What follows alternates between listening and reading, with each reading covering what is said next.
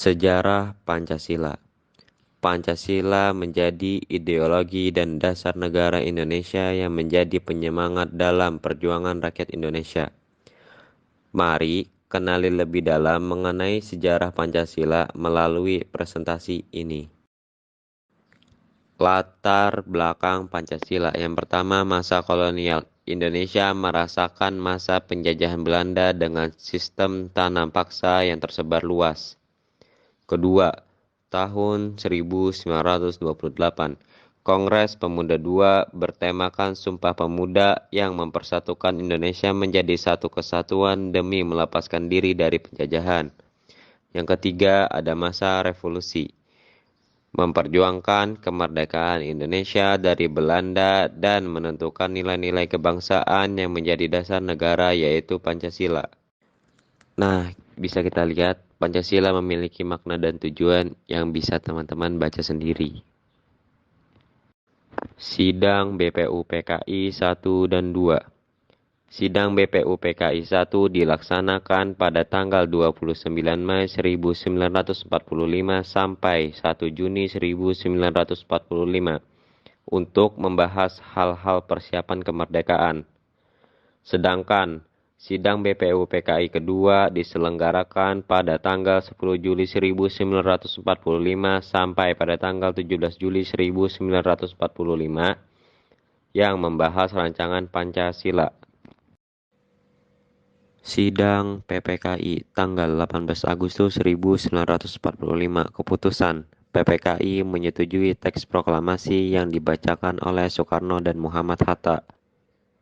Tanggal 18 sampai 22 Agustus 1945, PPKI mengesahkan UUD 1945.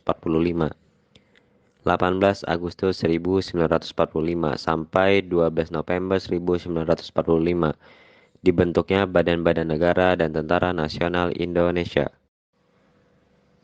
Nah, bisa kita lihat orang-orang yang berpengaruh dalam pembuatan Pancasila yaitu Soekarno, Ki Hajar Dewantara, Muhammad Yamin, dan Supomo.